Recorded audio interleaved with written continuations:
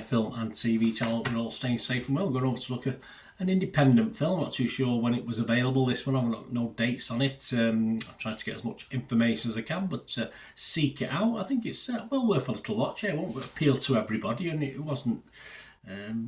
for me, I sort of liked it and didn't like certain parts of it, but overall, not a bad effort. We're going to have a look at something called Anchorage. Please, if you're new to the channel, push that subscribe button, push the bell notifications, everything film and TV, reviews like this, of the blockbusters as well as the little independent films like this one, information vlogs, stuff on TV as well, lots of stuff. So please have a look round, see what you think, share us your comments, whatever you want to let me know, anything about this or anything to do with film and TV, it'd be great to hear from you.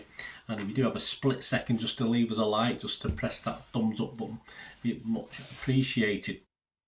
It's Anchorage of 15, yes, quite probably right as far as certificates concerned.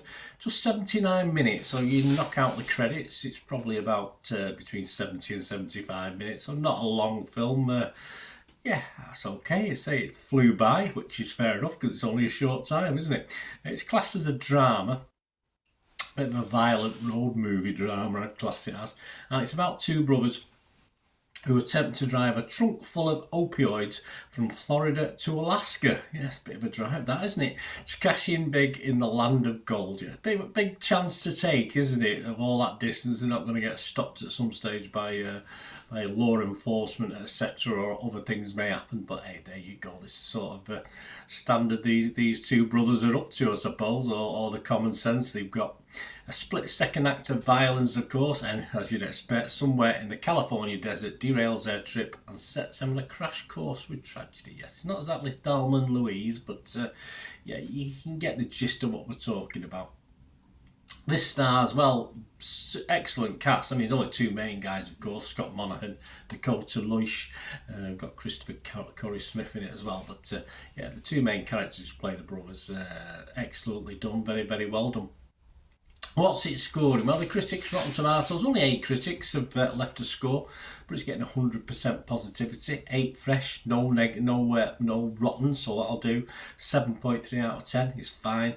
Total Film Magazine, the one I subscribe to, they gave it 3 stars out of 5, so that's okay.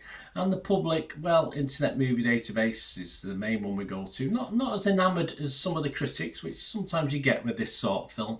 But the Internet Movie Database is scoring a 5.2 out of 10, but that's just over 200 scores and reviews as I'm recording this on the 8th of October 2023, so not a lot. And the Rotten Tomatoes audience, yeah, they're okay. They're similar to the critics, a 70% positivity with a 3.7 out of 5, so 7.4 out of 10 if my maths is working.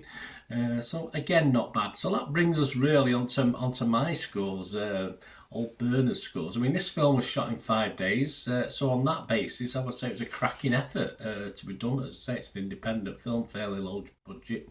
As a film lasting under 80 minutes, it doesn't always work for me. Certainly in the early stages, the early knockings, I got a little bit, not angry at it, but frustrated with it and the characters. But it is one of those things that I like to invest in characters. I certainly couldn't probably invest in these two lead characters, but as a film, that's just a personal opinion. I mean, the obvious acting talent was superb and made it a little bit more watchable and a little bit more interesting. And of course, it ultimately made it into a violent little road movie, this as well, which was, by the end of it, I thought was far better than the beginning. The brothers, of course, would not be invited to any of my parties, not that throw many anymore.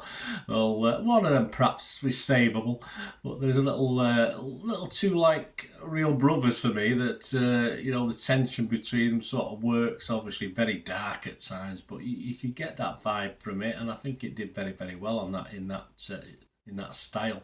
The road trip leads, of course, as I've already hinted at, to very dark places, and these are for me the best bits of the film later on. I wouldn't have minded a little bit of expansion of that as well. But as I said, I didn't find the setup initially, the early knockings of it, that as overly interesting as I did for the finale to the film.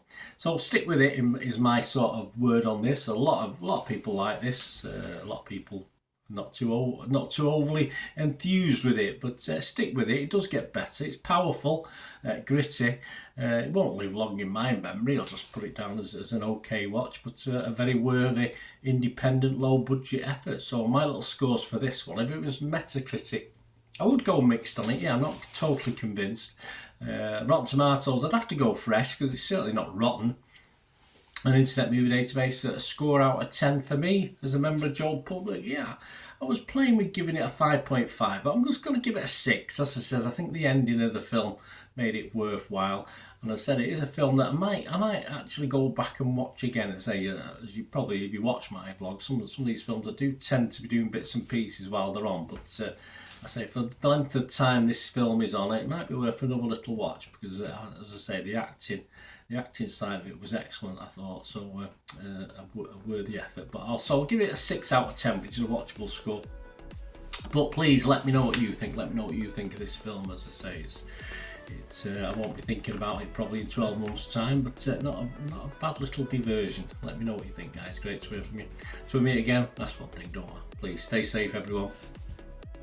Bye for now.